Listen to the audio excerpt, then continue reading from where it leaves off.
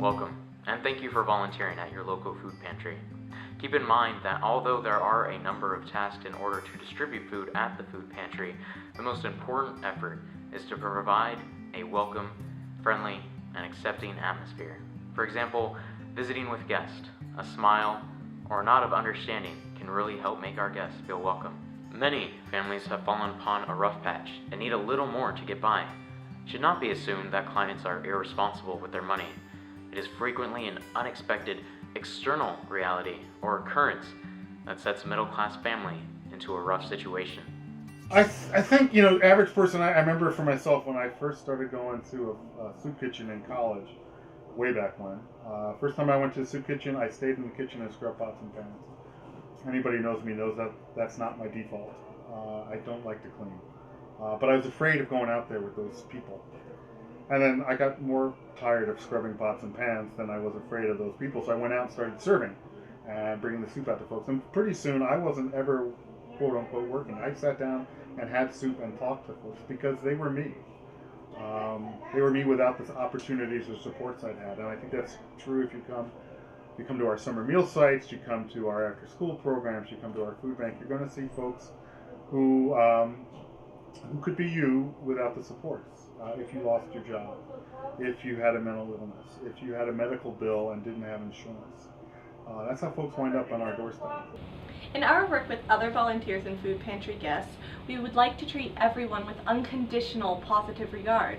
What does that phrase mean to you? Well, to me, unconditional positive regard means treating everyone the same way no matter what. That's what unconditional means. We want to make sure that we treat everyone with the same kind of positive interaction no matter what they look like.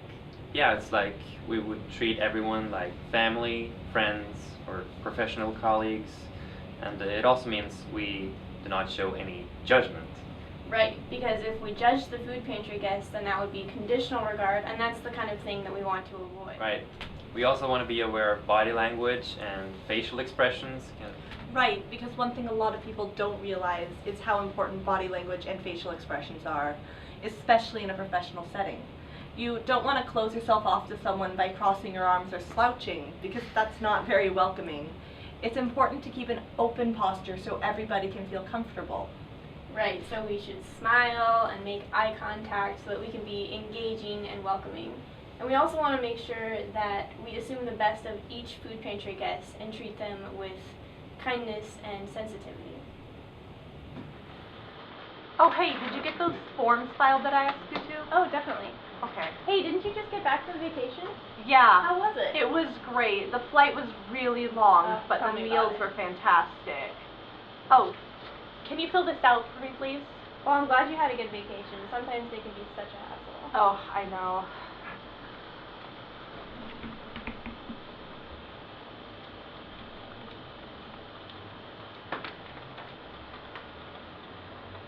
Eight people in your family, huh? Yeah, my brother's family is staying with us for a couple of months. Okay. Well, you can take this and head that way to go get your groceries. Okay.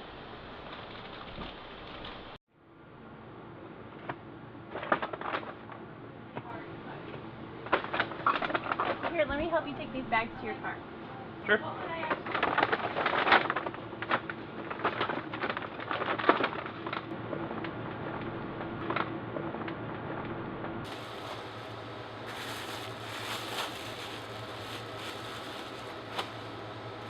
Oh, that guy had a really nice car. It was way nicer than I was expecting.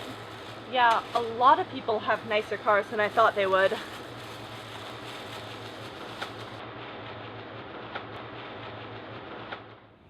How could we improve interaction between volunteers and food pantry guests to show compassion, respect, and sensitivity? When I entered the food pantry, the volunteers could have made eye contact and welcomed me right away, and maybe asked me how I'm doing. Right. We could think about the type of service we like to get when we're greeted at a store or an office, and then provide that type of customer service for our guests. And instead of questioning them, we should just assume the best and accept the information that is self-declared that they provide for us. Our programs do not verify income or other information provided, so we must trust that they're being honest. And commenting on the car was really inappropriate because we don't know the background story for the guest.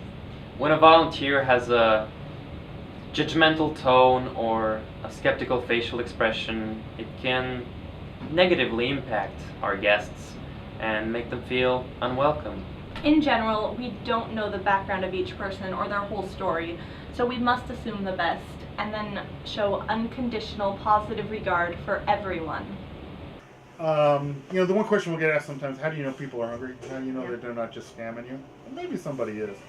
But I figure if you're going to wait in line in the sunshine or the rain to go through our shelves, and we try to make it as client-friendly as possible where people can shop off the shelves and do things, but it's still a food bank. They're still coming through, and there's still a student attached to that. I trust that people have a need. So the first thing is to walk a mile in somebody else's shoes. Don't come ready to solve the problem. Come ready to get to know some people.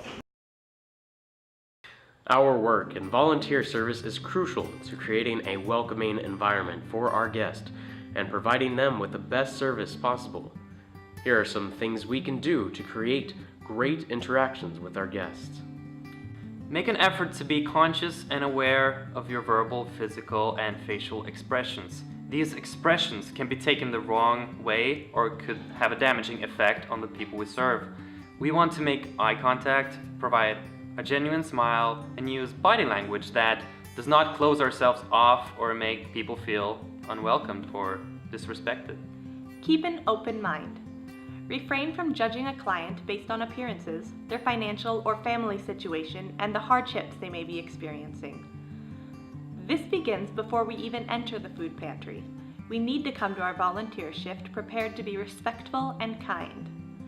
We should be aware of the difficulties that our guests may be experiencing and learn more about economic realities and unemployment in our community. Treat clients the same way that you want to be treated, with respect, dignity, and compassion. Doing all of these things will help maintain a non-biased, helpful, and supportive environment for people in need and for our fellow volunteers.